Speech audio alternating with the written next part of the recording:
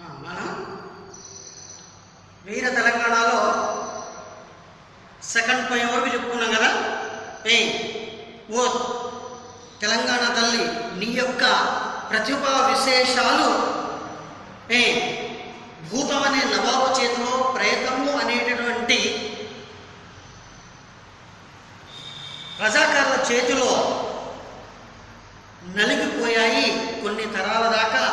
ఇప్పుడు అటువంటి అడ్డంకులన్నీ తొలగిపోయాయి. మెరుపులు, తీగ ఉంటే మెరుపులు మెరుస్తూ ఆ వాటి ద్వారా వచ్చినటువంటి కాంతుల యొక్క వరసలు మరి చక్కగా బ్రతకడానికి త్రోవ చూపేటటువంటి విధానము, ఆ కాలము మన వైపు మళ్ళింది. స్వచ్ఛమైనటువంటి ఉదయించేటటువంటి సూర్యుడి యొక్క కాంతి మన జీవితంలోకి వెలుగును ప్రసరించింది. అంటే మనలో చైతన్యం వచ్చేసింది. మనం కూడా ఇక ఒకరి చేతుల్లో బానిసలాగా ఉండకుండా బతకడానికి అవకాశం కలిగించింది అని చెబుతూ ఇంకా చెప్తున్నారు. చూడండి, నువ్వు ఇచ్చినటువంటి ఆ స్ఫూర్తి ఎంత గొప్పగా ఉందో ఓ తల్లి. నీ యొడిలోన పెంచితివి నిండుగా కోటి తెలుగు కుర్రలను, ప్రాయము వచ్చినంతనే కృపాణములిచ్చితి, యుద్ధమాడి వాజ్రేయ భుజాబలము దర్శింప జగము,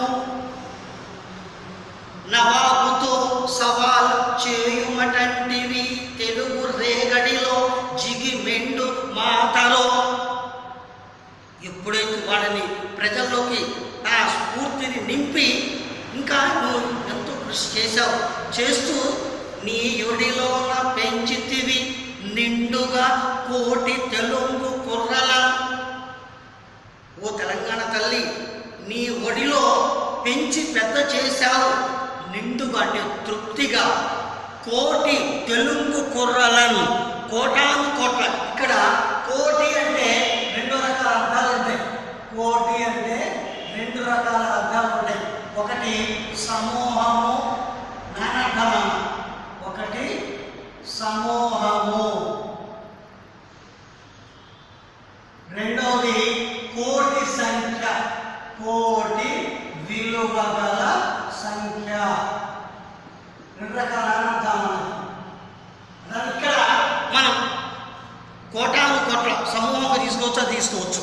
కాబట్టి ఓ తెలంగాణ తల్లి, నీ ఒడిలో నీవు చక్కగా తృప్తిగా, నిండుగా అంటే తృప్తిగా కోటాను కోట్ల తెలుగు కుర్రవాళ్ళని పెంచి పోషించావు. ప్రాయము వచ్చినంతనే కృపాణములిచ్చితి. ప్రాయము అంటే తగినంత వయస్సు, యవ్వనము అని చెప్పవచ్చు.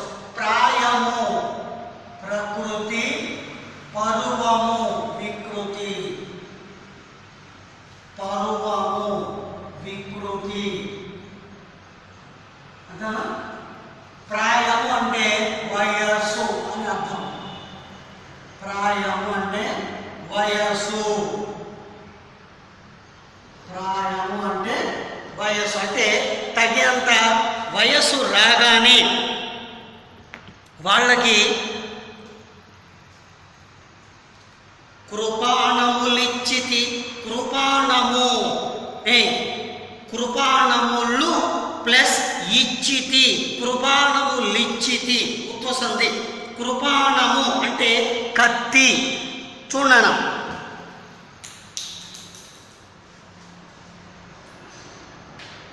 కృపాణము,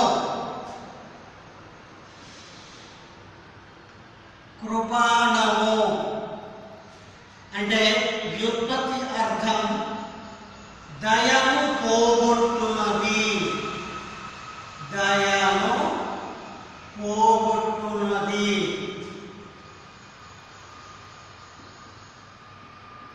అర్థం కత్తి. అంటే ఇక్కడ దయను పోగొట్టున్నది అని ఎందుకు చెప్పుకున్నావంటే, నువ్వు కత్తి చేతబట్టి యుద్ధానికి పోయిన వాడు దయాదాక్షలు చూపిస్తాడా? చూపించాడు కదా, దయ చూపించడం వాడు యుద్ధానికి పోడు. ఇక దొరికిన శక్తి దొరికినట్టే వేసి పారేస్తాడు. అందుకనే అతడిలో ఉన్నటువంటి దయాగుణాన్ని పోగొడుతుందన్నమాట. అతడు కత్తి చేత పట్టాడంటే అతడు దయాగుణాన్ని పోగొడుతుంది. అందుకనే కృప అణము, కృప అంటే దయ, అణము అంటే అణిచివేసేది, పోగొట్టేది అని అర్థం. కత్తి కృపాణములిచ్చితి, వాళ్ళ చేతులకి కత్తులు ఇచ్చావు. ఇచ్చి ఏం చేశావు? నవాబుతో సవాలు చేయుమటంటివి.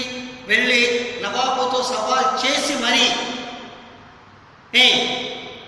యుద్ధమాడి వాళ్ళతోటి నవాబుతోటి సవాలు చేసి యుద్ధం చేసి వాజ్రేయ భుజాబలము, వజ్రం ఎంతైతే కఠినంగా ఉంటుందో అంతటి కఠినమైనటువంటి మీ యొక్క భుజబలాన్ని దర్శింప జగము, ఈ జగమంతా ఈ ప్రపంచమంతా చూసే విధంగా నీవు నవాబుతో సవాలు చేసి యుద్ధం చేసి మీ యొక్క వజ్రం లాంటి కఠినమైనటువంటి భుజబలము అంతా ప్రపంచమంతా చూసేటట్టు యుద్ధం చేయండి అని చెప్పి పంపించావు.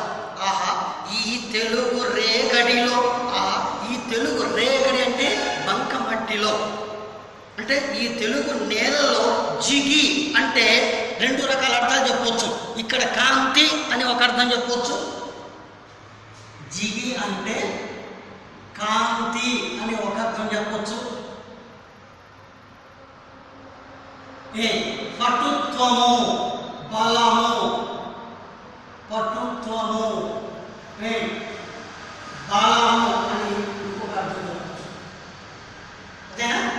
ఆహా, ఈ తెలుగు రేగడిలో జిగి, మెండు అంటే ఎక్కువ, అధికము, మెండు అంటే అధికము, ఎక్కువ అనేటటువంటి అర్థంలో కూడా చెప్పవచ్చు. అంటే ఇక్కడ ఏంటి? ఆహా, ఓ తెలంగాణ తల్లి, నీ ఒడిలో కోటాను కోట్ల తెలుగు కుర్రవాళ్లను తృప్తిగా నిండుగా పెంచి పోషించావు.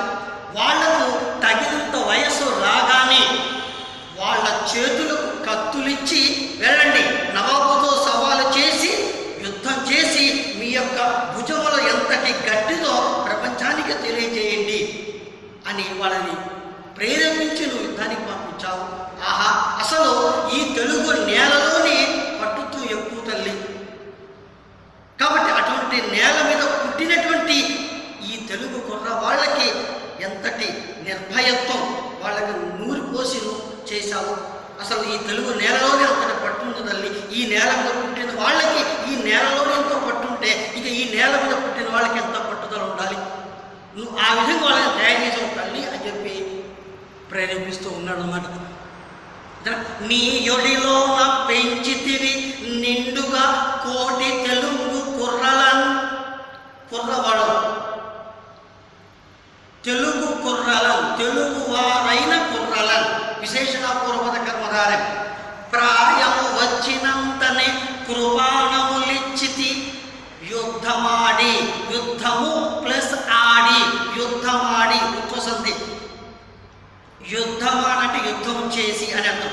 వాజ్రేయ వజ్రము వంటి, భుజాబలము భుజముల యొక్క బలము, షష్ఠి తత్పురుషం, దర్శింప జగము ప్రపంచమంతా చూసే విధంగా, నవాబుతో సవాలు చేయుమటంటివి, నవాబుతో సవాలు చేసి మరి యుద్ధం చేయండి, ప్రపంచానికి మీ యొక్క భుజబలాన్ని చూపించండి అని చెప్పి అన్నాం.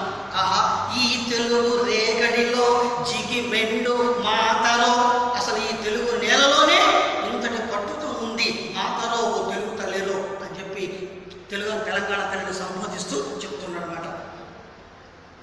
చెబుతూ నీ యొక్క ప్రేరణతోటి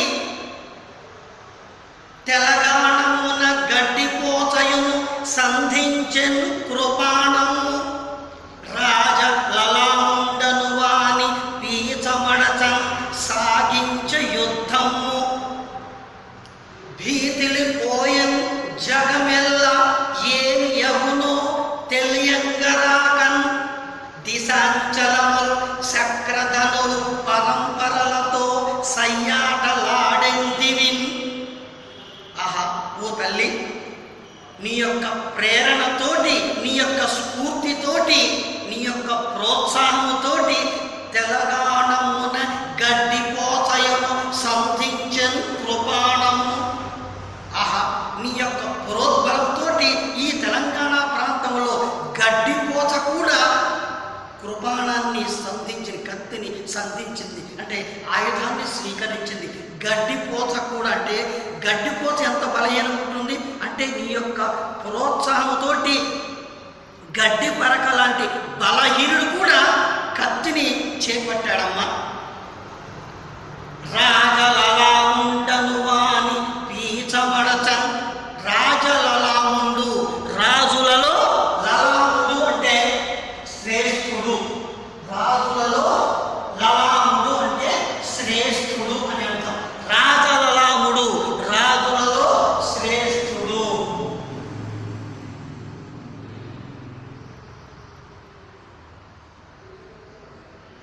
లలాముడు అంటే శ్రేష్ఠుడు.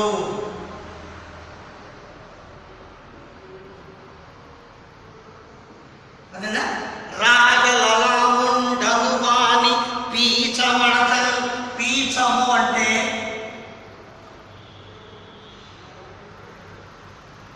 పీచము అంటే గర్వము, పొగరు. అదేనా? అహంకారము ఏదైనా మనం చెప్పుకోవచ్చు, దానికి సంబంధించింది అహంకారము. కాబట్టి రాజులలో లలాముడైనటువంటి, రాజులలో శ్రేష్ఠుడైనటువంటి ఆ నవాబు యొక్క పీచము అడచల్ ఉత్వసంది. పీచం అంటే పొగరు అన్నచటానికి సాగించే యుద్ధము.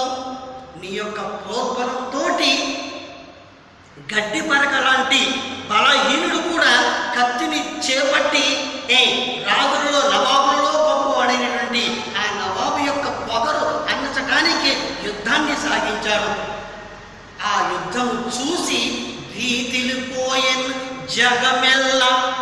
ఈ జగమెల్ల, జగము ప్లస్ ఎల్ల, జగమెల్ల ఉత్వసంది. ఈ ప్రపంచమంతా కూడా భీతిలిపోయెన్, భయపడిపోయింది. వాళ్ళ యొక్క యుద్ధం చూసి, వాళ్ళ యొక్క పోరాటం చూసి జగమంతా భయపడిపోయింది. భీతి ప్రకృతి, భీతు వికృతి. భీతి అంటే భయము అర్థం, భయము.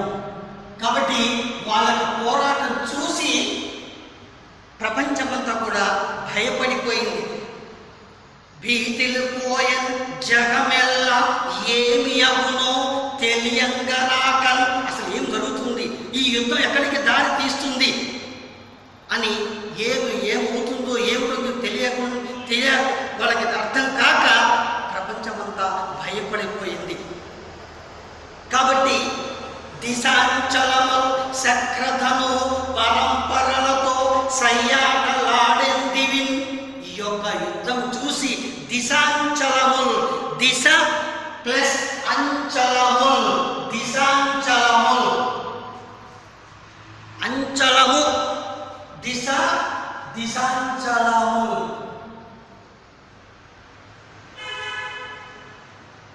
దిశాంచలముల్, దిశ ప్లస్ అంచలముల్, సవర్ణ దీర్ఘ సంధి, సవర్ణ దీర్ఘ సంధి.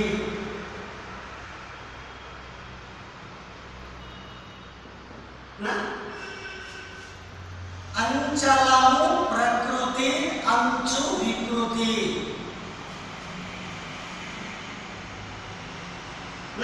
దిశాంచలము దిక్కుల యొక్క అంచులు అంటే దిక్కులనే కదా, తూర్పు, పడమర, ఉత్తరము, దక్షిణము. ఈ 4 దిక్కుల యొక్క అంచులు అంటే చివరలు ఏం చేశాయట? శక్రధనువు పరంపరలతో. శక్రుడు అంటే ఇంద్రుడు, శక్రుడు అంటే ఇంద్రుడు. దీనికి వ్యుత్పత్తి అర్థం డైరెక్ట్ రాసేస్తున్నాం. ఏ దుష్టులను జయించుటయందు, దుష్టులను జయించుటయందు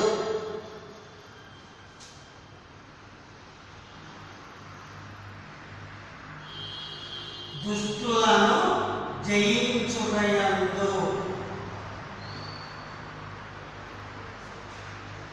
యందు శక్తి కలవాడు, శక్తి కలవాడు అర్థం ఇంద్రుడు, అర్థం ఇంద్రుడు అంటే శక్రుడు, దుష్టులను జయించటకు శక్తి కలవాడు. శక్ర ధనువు అంటే ధనస్సు, ధనువు అంటే ధనస్సు,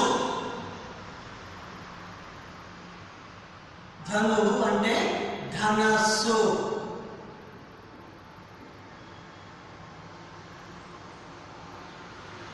అదేనా? శక్రధనువు అంటే ఇంద్రధనస్సు. శక్రుడు ఇంద్రుడు చెప్పుకున్నాము. శక్రధనువు ఇంద్రధనస్సు యొక్క పరంపరలతో వరుసలతోటి, అంటే ఆకాశంలో ఇంద్రధనస్సు ఏర్పడినప్పుడు, రంగురంగుల ఇంద్రధనస్సు ఏర్పడినప్పుడు ఆ ఇంద్రధనస్సు యొక్క చివరలతోటి దిక్కుల యొక్క చివరలు వాళ్ళ యొక్క యుద్ధం చూసి, ఏది ఆ తెలంగాణ బిడ్డల యొక్క యుద్ధం చూసి సయ్యాటలాడుకున్నాయట. దివిన్ ఆకాశములో, దివి అంటే ఆకాశము, దివి అంటే ఆకాశము. ధనస్సు దీనికి కార్ముగం అని చెప్పుకుంటూ అంటారు మనం. దీన్ని కార్ముగం అని చెప్పుకుంటారు. కార్ముగం అంటే కర్మకారునిచే తయారు చేయబడినది. కార్ముగం అంటే కర్మ, నేను నోట్స్ ఇచ్చడం చెప్తాను. కార్ముగం అంటే కర్మకారునిచే తయారు చేయబడినది. అర్థం విల్లు. అదేనా? కార్ముగం అంటే వ్యుత్పత్తి అర్థం కర్మకారునిచే, కర్మకారునిచే తయారు చేయబడినది, కారునిచే తయారు చేయబడినది.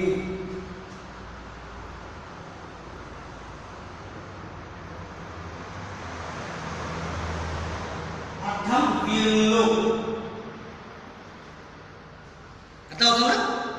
కాబట్టి నీ యొక్క ప్రోద్బలంతో తెలంగాణ ప్రాంతంలో గడ్డి లాంటి బలహీనులు కూడా కత్తిని చేపట్టి ఆ నవాబులో శ్రేష్ఠుడైనటువంటి నవాబు యొక్క గర్వాన్ని అణచడానికి యుద్ధాన్ని సాగించాడు.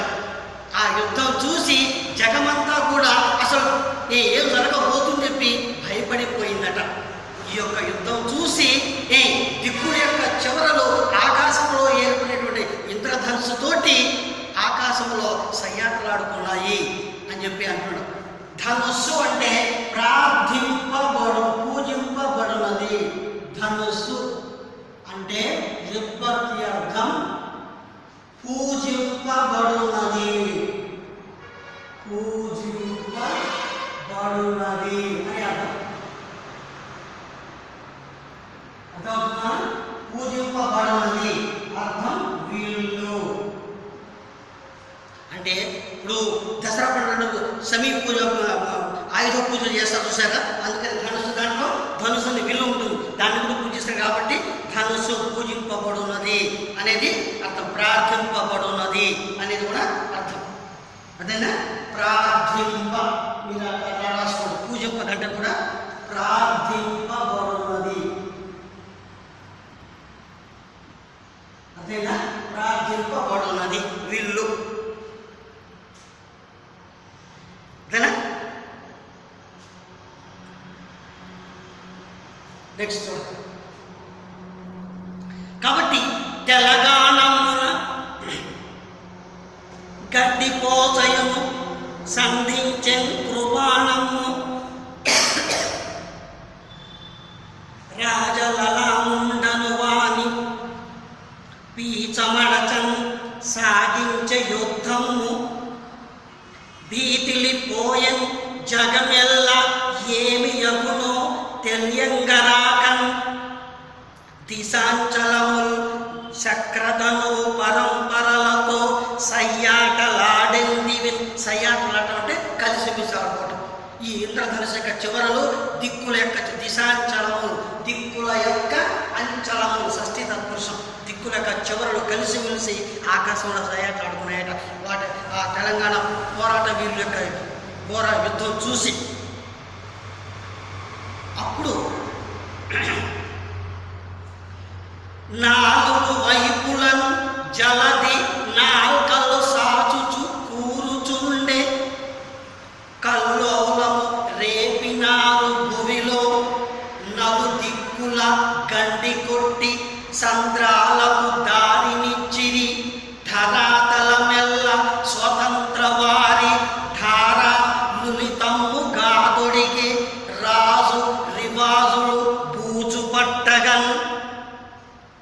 చూడండి, ఈ పోరాటం చేసినప్పుడు నాలుగు వైపులను జలది నాల్కలు సాచుచు కూరుచుండే. ఇప్పుడు ఈ తెలంగాణ ప్రాంతం అంతా కూడా పోరాటం జరుగుతుంది. ఈ తెలంగాణ ప్రాంతం చుట్టూ నాలుగు వైపులా కూడా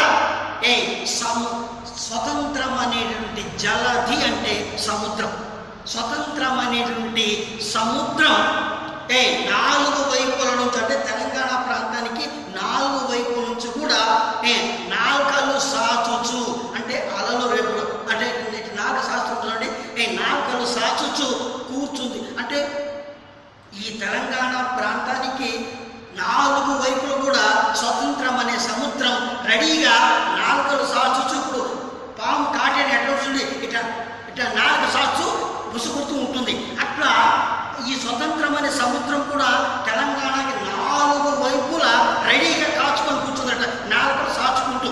అంటే అలలు వృత్తులు లేచుకుంటూ ఎప్పుడు తెలంగాణలోకి చొరబడదామా అని చెప్పి స్వతంత్రం అనే సముద్రం తెలంగాణ ప్రాంతానికి నాలుగు వైపులా రెడీగా కాచుకొని కూర్చుందట, ఎప్పుడు తెలంగాణ ప్రాంతంలో చొరబడదామని చెప్పి. కానీ చొరబడటానికి అవకాశం లేదు, ఎందుకంటే నవాబు నాలుగు వైపులో కూడా గోడలు కట్టేసి ఉంచాడు. ఆ స్వతంత్రం అనేది లోపలికి రాకుండా శత్రువు అనే గోడలతోటి, సైన్యం అనే గోడలతోటి నాలుగు వైపులా రక్షణ ఏర్పాటు చేశాడు. అప్పుడు ఆ రక్షణని నెట్టుకుని ఎప్పుడు చొరబడతామని చెప్పి స్వతంత్రమైన సముద్రం రెడీకి కాచుకొని కూర్చుంది. అర్థమవుతుందా? నాలుగు వైపుల జలధి అంటే జలమును ధరించున్నది సముద్రము. అర్థమవుతున్నానా?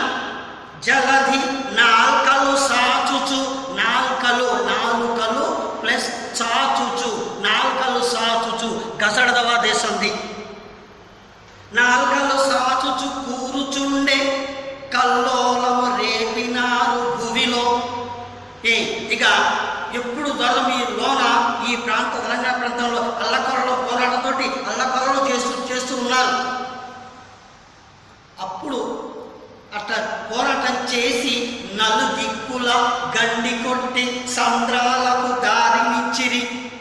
అప్పుడు వీళ్ళందరూ కూడా తెలంగాణలో పోరాట వీరులందరూ కూడా మాకు ఈ స్వతంత్రం అనే సముద్రపు నీరు లోపలికి రాకుండా ఈ సైన్యం అనే రజాకారులని సైన్యాన్ని అడ్డుపెట్టి అడ్డుగోడలు కట్టాడు అని చెప్పి వీళ్ళందరూ పోరాటం చేసి నాలుగు వైపులా ఆ గండి కొట్టేశారు. అంటే ఆ రక్షణని తెంపి పారేశారు. తెంపేవారు కల్లా ఇప్పుడు కట్ట వేశారనుకోండి, గండి కొడితే ఏమవుతుంది, నీళ్ళంతా లోపలికి వస్తాయి రావా? అడ్డుకట్ట వేశారు, అడ్డుకట్ట తెంపితే ఏమవుతుంది, నీళ్ళంతా లోపలికి వస్తాయి కదా. అట్ట వీళ్ళు ఈ తెలంగాణ ప్రాంతంలో పోరాటం చేసి ఈ వీరులందరూ ఏం చేశారు, ఈ నవాబు రక్షణ చేసినటువంటి గోడలకి గండి కొట్టేశారు. అప్పుడు ఏం చేస్తే బయట రెడీగా సముద్రం రెడీ కాచుకొని ఉంది కదా, అప్పుడు లోనికి చొరబడింది. ఎప్పుడైతే గండి పెట్టారో ఆ స్వతంత్రమైన సముద్రం లోనికి వచ్చేసింది. అట్లా వీళ్ళు నలు దిక్కుల గండి కొట్టి సంద్రాలకు దారినిచ్చిరి, ఆ సముద్రానికి దారిని చేశారు. అప్పుడు ఎప్పుడైతే దారి పడిందో అప్పుడు స్వతంత్రమైన సముద్రం నీరంతా కూడా లోనికి వచ్చేసింది. ధరాతలమెల్ల స్వతంత్ర వారి ధార నులితమ్ముగా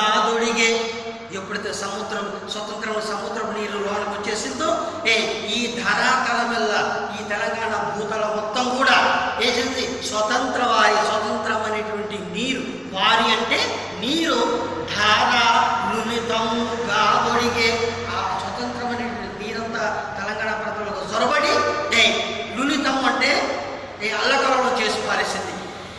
అంటే ఆ నవాబుని గడగడ వణికించేసింది. దానితోటి రాజు రివాజులు బూజు పట్టగానే ఎంతగా భయపెట్టిందంటే ఆ నవాబు యొక్క రాజు యొక్క రివాజులు అంటే సాంప్రదాయాలు, రివాజులు అంటే సాంప్రదాయాలు, నియమాలు, ఇవన్నీ కూడా బూజు పట్టగానే, బూజు పట్టేంటి ఆ స్వతంత్రమైన సముద్రపు నీటిలో ఆ రాజు యొక్క సాంప్రదాయాల నియమాలన్నీ కూడా పడిపోయి తడిచిపోయి బూజు పట్టిపోయి. అర్థమవుతుందా? అంటే ఇక్కడ ఈ తెలంగాణ ప్రాంతంలో నీ యొక్క రూల్స్ రెగ్యులేషన్స్ ఇక్కడ ఏమి పని చేయవు, నేను బూజు పట్టిపోయి ఇక్కడ నువ్వు వెళ్ళిపో అన్నట్టుగా తెలంగాణ పోరాట వీరులందరూ కూడా పోరాటం చేసి ఆయన ఏర్పాటు చేసిన రక్షణ కవచానికి గండి కొట్టి సముద్రం అంతా లోనకు వచ్చేసినట్టు చేశారు. ఎప్పుడైతే ఆ స్వతంత్రమైన నీరు లోనకు వచ్చేసిందో ఈ భూలోకం తెలంగాణ ప్రాంతం అల్లకలం లేపి ఇక నీ నియమాలు సాంప్రదాయాలు ఇక్కడ ఏం పని చేయవు, నీ నియమాలను బూజు పట్టిపోయి ఇక నువ్వు వెళ్ళిపో అంటే ఇక నీ పని ఇంతటితోటే అయిపోయింది, ఇక మాకు స్వతంత్రం ఇచ్చేసి వెళ్ళిపో అన్నట్టుగా అంత భీకరంగా పోరాడారట. జల నాలుగు వైపులను జలధి, జలధి అంటే విపత్తర్థం జలమును ధరించున్నది, జలమును ధరించున్నది, జలమును ధరించున్నది. అర్థం సముద్రము, అర్థం సముద్రము. నాలుగు వైపులను జలధి నాల్కలు సాచుచు, నాల్కలు సాచుచు,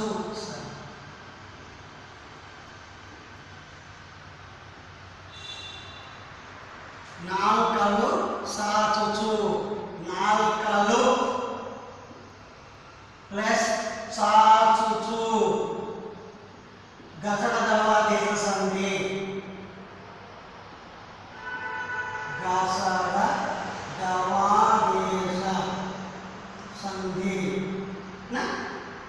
నాల్కలు సాచుచు కూరుచుండే కల్లోలవ రేపినారు భూమిలో నలు దిక్కులు, నాలుగైన దిక్కులు ద్విగు సమాసం. గండి కొట్టి సంద్రాలకు, సముద్రము ప్రకృతి, సంద్రము వికృతి, సముద్రము ప్రకృతి, సంద్రము వికృతి. సంద్రాలకు దారినిచ్చిరి, దారినిచ్చిరి, దారిని ప్లస్ ఇచ్చిరి, దారినిచ్చిరి ఇత్వసంధి, దారినిచ్చిరి. ధర తలమెల్ల, తలము స్థలము ప్రకృతి, తలము వికృతి, తలమెల్ల, తలము ప్లస్ ఎల్ల, తలమెల్ల ఉత్వసంధి. ధర తలమెల్ల స్వతంత్రవారి, స్వతంత్ర మనిడి వారి, స్వతంత్రవారి, వారి అంటే నీరు, స్వతంత్రవారి, స్వతంత్ర మనిడి వారి.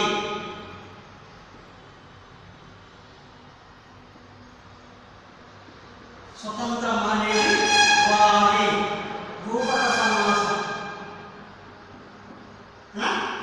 వారి అంటే నీరు, వారి అంటే నీరు. స్వతంత్ర వారి ధార, ధారగా లులితమగుట అంటే అల్లకల్లోలం చేయటం. కాదొడిగి రాజు రివాజులు బూజు పట్టకన్, రాజు రివాజు బూజు, జూజు అనే అక్షరం ఈ వాక్యంలో అనేక సార్లు వచ్చింది, 3 సార్లు వచ్చింది. కాబట్టి ఇది వృత్యనుప్రాసం, ఇది